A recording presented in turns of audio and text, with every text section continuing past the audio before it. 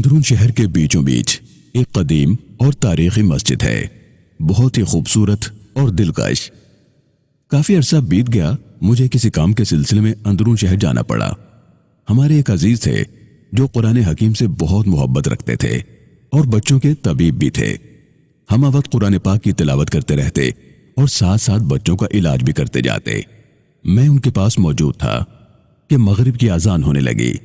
نماز کے لیے ہم اندرون شہر کی ایک قدیم، تاریخی اور خوبصورت مسجد میں پہنچے۔ کیا خوبصورت مسجد ہے!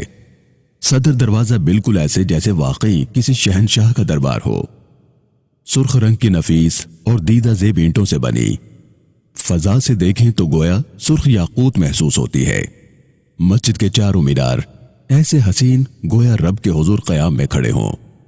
مسجد کے در و دیوار، مسجد کے منبر و محراب، مسجد کا صحن میں موجود پانی کا تالاب کی منڈیروں پر اور مسجد کے میناروں اور دریچوں پر جنگلی کبوتر۔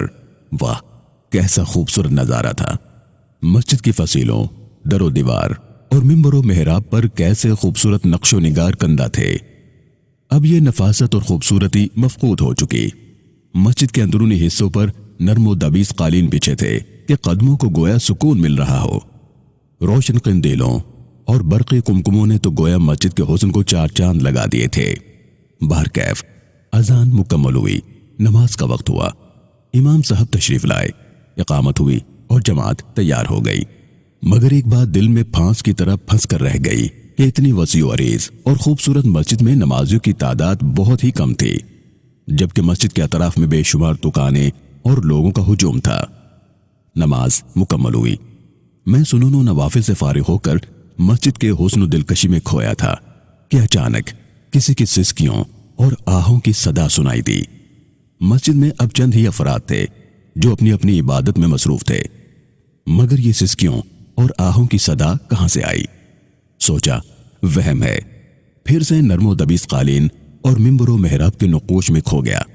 ایک مرتبہ پھر سسکیوں اور آہوں کی صدا بلند ہوئی، دائیں دیکھا، بائیں دیکھا، مگر کوئی نہ تھا۔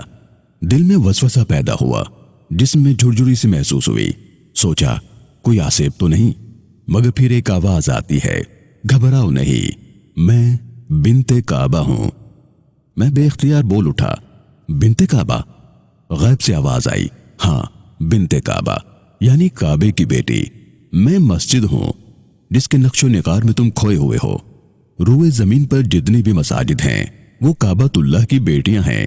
روز قیامت اللہ تعالیٰ ان تمام مساجد کو جنت کا حصہ بنا دے گا۔ میں نے پوچھا تم روتی کیوں ہو؟ مسجد بولی، اپنی بے بسی اور تنہائی پر۔ میں نے حیران ہو کر پوچھا، کیا مطلب؟ تم دیکھو تو صحیح کیسی خوبصورت ہو، سرخ اینٹوں اور پتھروں سے بنی گویا سرخ عقیق ہو۔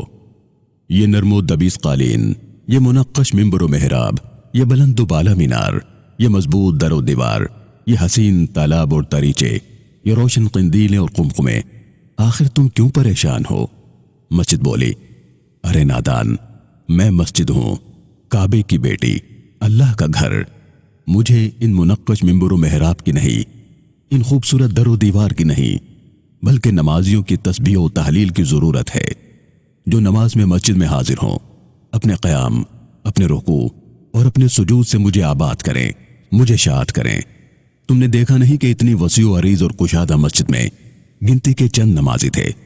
میں اس پر پریشان ہوں، میں اس پر پشیمان ہوں۔ سنو، میرے در و دیوار، میرے منبر و محراب، میرے یہ مینار دن میں 5 مرتبہ نمازیوں کو پکارتے ہیں کہ حی علی الصلاۃ، حی علی الفلاح، کہ آؤ نماز کے لیے، آؤ کامیابی کی جانب، مگر کوئی میری پکار نہیں سنتا، کوئی میری صدا نہیں سنتا، کوئی میری آہو بکا نہیں سنتا۔ کیا تم نہیں جانتے کہ اللہ قرآن پاک میں کیا فرماتا ہے؟ انما یعمر مساجد اللہ من آمن باللہ والیوم الآخر، یعنی اللہ کے گھروں یعنی مساجد کو وہی لوگ آباد کرتے ہیں جو اللہ پر اور روز آخرت پر ایمان رکھتے ہیں۔ جاؤ شہر کے لوگوں کو یہ بتا دو، میرا یہ پیغام پہنچا دو کہ مجھے تمہاری زیب و زینت، تمہاری خوبصورتی اور منقش در و دیوار کی نہیں، مجھے تمہارے سجدوں کی ضرورت ہے۔ اب بھی وقت ہے، میری پکار یعنی اذان کی صدا سن کر دوڑے چلے آؤ، ایسا نہ ہو کہ وقت اجل آ پہنچے اور پھر کل قیامت کے روز میں پروردگار کے حضور تمہاری شکایت کروں کہ الہی میں انہیں پکارتی تھی، انہیں صدائیں لگاتی تھی، مگر یہ خواب غفلت میں پڑے تھے، سنی انسنی کر دیتے تھے، لوٹ آؤ، پلٹ آؤ، جاؤ، میرا یہ پیغام لوگوں تک پہنچا دو کہ مسجد تمہیں پکار رہی ہے۔ والسلام علیکم ورحمۃ اللہ تعالی وبرکاتہ۔